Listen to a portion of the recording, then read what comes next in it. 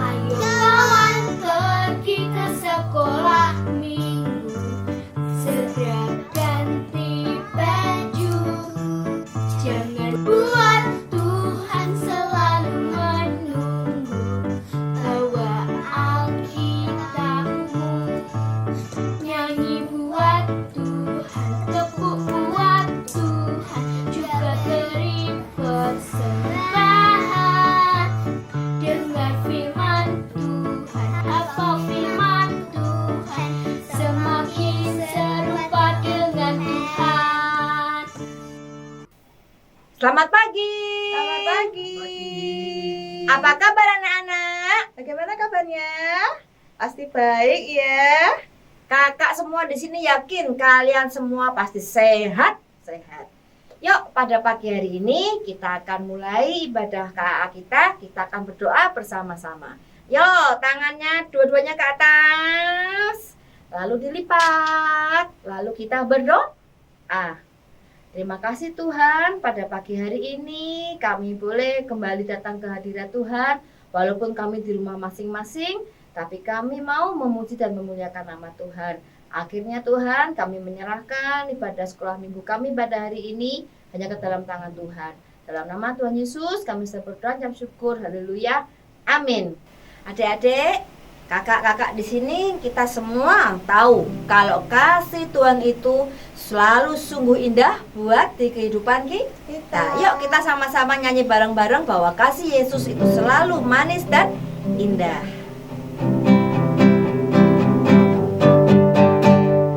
Kasih Yesus manis dan indah. Kasih Yesus manis dan indah. Kasih Yesus manis dan indah. Oh oh, sungguh indah. Kasih Yesus manis dan indah. Kasih Yesus manis dan indah. Kasih Yesus manis dan indah. Oh oh, sungguh indah. Setinggi-tingginya langit, setinggi-tingginya langit, lebih tinggi kasih Yesusku. Sedalam-dalam lautan, lebih dalam kasih Yesusku. Seindah-indah pelangi, lebih indah kasih Yesusku. Kasih Yesus, oh kasih Yesus mengalahkan segalanya. Kasih Yesus, oh kasih Yesus mengalahkan segalanya. Ya, setinggi-tingginya langit, lebih tinggi kasih Yesusku. Sedalam apa? Sedalam-dalam lautan, lebih dalam kasih Yesusku. Seindah apa anak-anak? Seindah-indah pelangi, lebih indah kasih Yesusku. Kasih Yesus, oh kasih Yesus mengalahkan segalanya.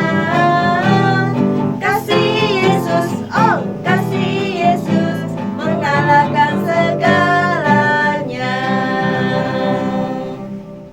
Kak Winnie, Iya. kemarin Rabu tanggal 10 November itu hari apa? Memperingati apa ya? Apa ya Pak Ustaz? Hari pahlawan itu. Oh iya, iya, hari pahlawan. Iya ya, kemarin itu anak-anak pada upacara Iya. untuk memperingati pahlawan-pahlawan negara kita, supaya mereka berjuang supaya kita bangsa Indonesia ini merdeka. Demikian juga dengan kita ini adalah pahlawannya siapa? Kristus. Yuk adik-adik, kita juga mau nyanyikan pujian ini sama-sama dengan semangat. Maju, maju pahlawan Kristus, ku tetap maju, maju pantang mundur. Ku lihat kanan kiri, iblis musuhku, ku tembak, dor dor dor dengan imanku. Maju, maju pahlawan Kristus, ku tetap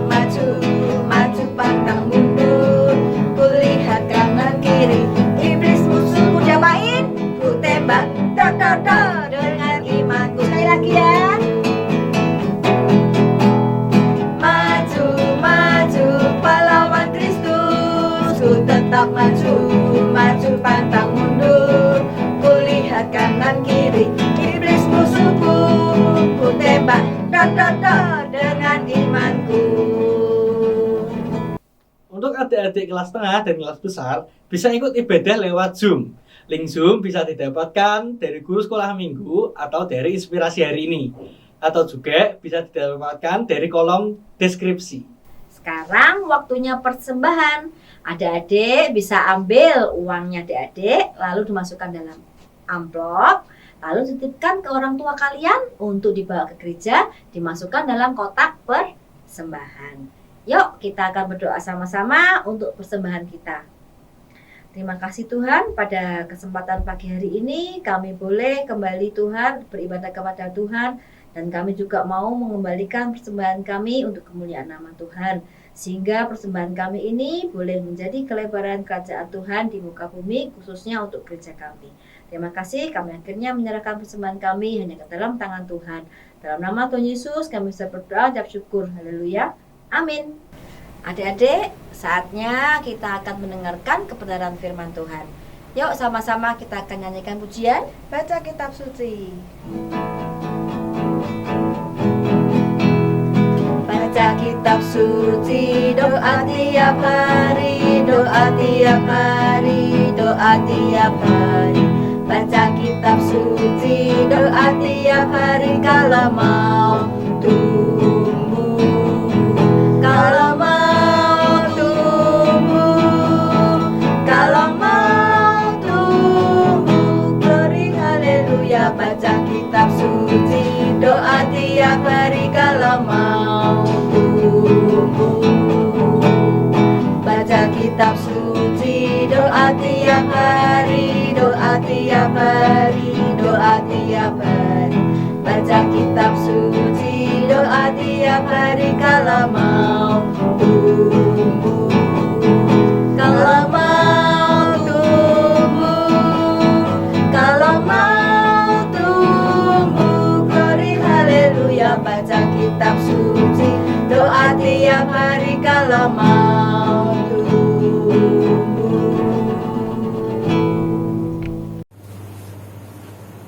Shalom, selamat pagi adik-adik, apa kabarmu? Luar biasa kan? Nah adik-adik, sebelum kita mendengarkan firman Tuhan, mari kita datang di dalam doa. Mari lipat tanganmu dan tutup mata. Tuhan, terima kasih untuk berkat-Mu hari ini.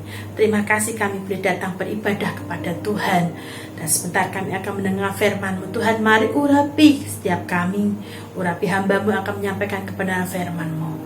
Tuhan, buat anak-anak-Mu mengerti, buat anak-anak-Mu memahami, sehingga anak-anak Tuhan boleh bertumbuh dan boleh berakar semakin kuat di dalam Tuhan, dan bahkan boleh berbuah lebat untuk kemuliaan nama Tuhan. Terima kasih Tuhan, kami siap mendengarkan firman-Mu. Di dalam nama Tuhan Yesus kami berdoa dan mengucap syukur. Haleluya, amin. Nah adik-adik, pagi hari ini Kak Tina akan menyampaikan firman Tuhan yang berjudul Yeremia dibenci oleh orang-orang Yehuda. Adik, apa yang kalian rasakan ketika ada orang yang benci terhadap kalian? Baik itu saudara, baik itu teman, mungkin teman sekolah, mungkin teman bermain. Padahal kalian tidak melakukan sesuatu yang jahat. Apa yang kalian rasakan? Tentunya sedih kan? Nah, pagi hari ini Kak Tina akan menceritakan seorang nabi yang bernama Yeremia yang Tuhan pilih dari sejak kandungan. Ya. Dan Nabi Yeremia ini berasal dari Anatot. Tuhan memilih Yeremia dari sejak muda, dan dari sejak muda Yeremia memilih taat, memilih percaya kepada Tuhan karena ia percaya Allah akan menyertai dan melindungi. Firman Tuhan datang kepada Yeremia untuk menyampaikan perkataan-perkataan Allah kepada bangsa Yehuda dan penduduk Yerusalem. Mereka harus mendengarkan perkataan Allah, dan bahkan mereka harus mentaati firman Allah. Supaya apa? Supaya firman janji Allah digenapi dalam mereka, yaitu Tuhan berjanji memberikan tanah perjanjian yang berlimpah susu dan madunya. Namun kenyataannya bangsa Yehuda tidak taat. mereka keras hati dan mereka malah melakukan banyak pelanggaran.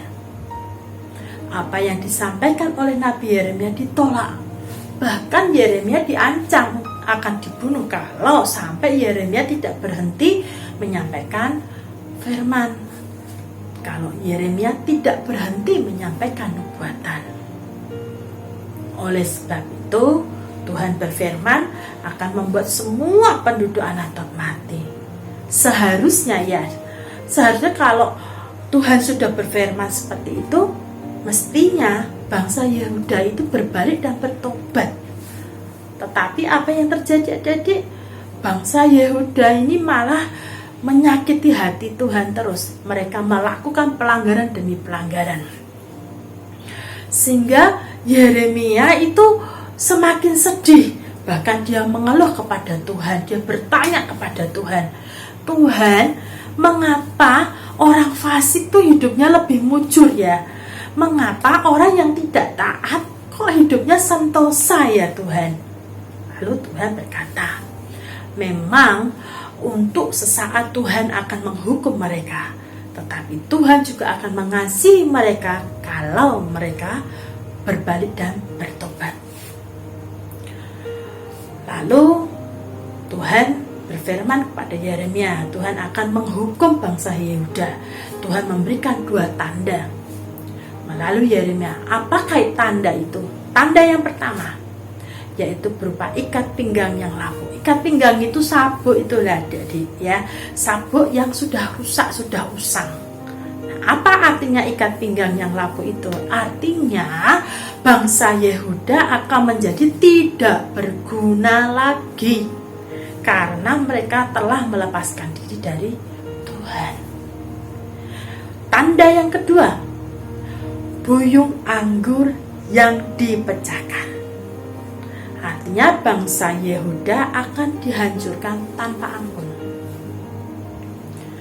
Dengan 2 tanda yang disampaikan, apakah membuat bangsa Yehuda takut akan Tuhan?